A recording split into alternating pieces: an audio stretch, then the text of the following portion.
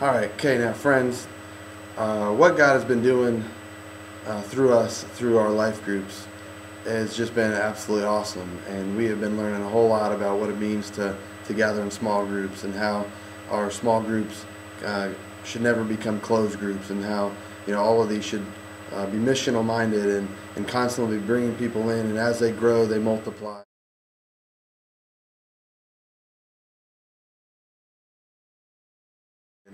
There's a lot of on-the-job training with our leaders, because we need to constantly be raising up new people. As it gets too big, we need people to facilitate new groups. And God's just been doing so many awesome things through our life groups, and this is one of the primary areas where we have seen a lot of kids come to know the Lord and start to believe before they even belong, and they are accepted. It's a place where they are loved. We consistently hear kids who come and just say, man, I just love coming because I'm accepted, and you guys just love each other, and I want to be a part of that. And when Jesus says, by your love they will know that you are mine, we're discovering that in our life groups, the way kids are being drawn to God simply through some primary things that we focus on. And one of them is prayer, praying for one another, and not just kind of ending in a general closing prayer, but really praying for each other's needs and praying for each other's concerns. And and we care for each other and share with each other in different ways, and we even care and pray for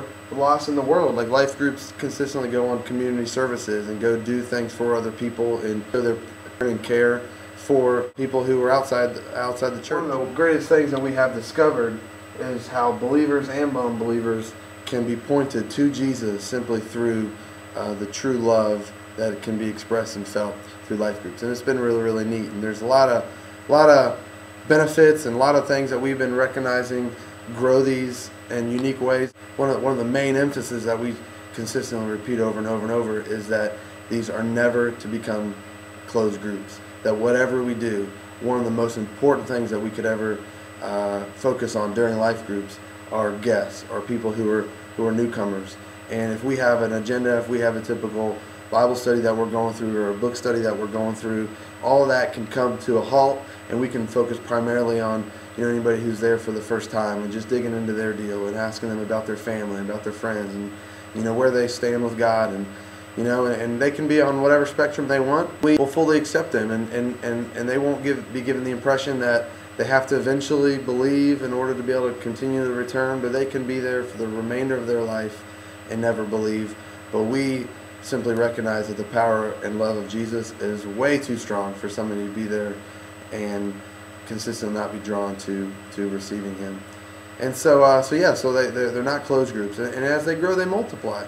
And we have had several life groups start at just 4 or 5 kids, and after just 3 or 4 months, it's now to 9 and 10 kids. And one of our great needs then is, what do we do with groups that become too big to where we need to multiply and have other leaders? Well, we're giving students the chance to begin to facilitate at the very beginning, so that when groups are too big, they can actually take on a life group of their own. And I know that seems pretty extraordinary to imagine teenagers leading, but the need of the world is too big for us to be completely concerned on who's qualified, who's not qualified. Our main qualification for life group leaders, triad leaders for that matter, is, are they desperately committed to following and pursuing God? Do they desire obedience to God? Do they desire to follow God? And do they want to point others to Him? That's kind of our main qualifier. So one of the ways that we have shaped and formed our life groups, oddly enough, is what we can learn, what all of us can learn from the Celtic missionary movement, what St. Patrick helped form way back in the early 6th and 7th century.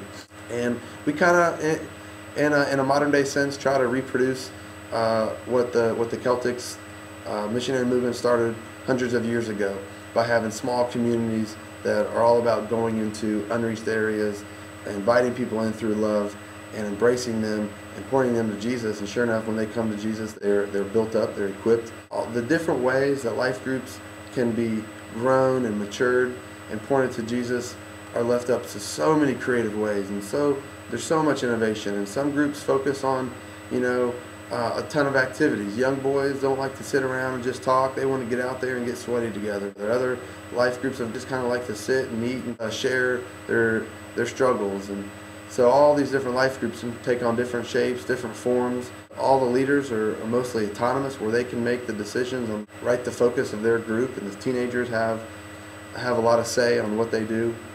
But man, these life groups have just been awesome, and that is how we envision multiplication and intense and extreme growth happening, not just through our middle school and high school and college ministries, but how it will expand from there is just through the multiplication of missional life groups.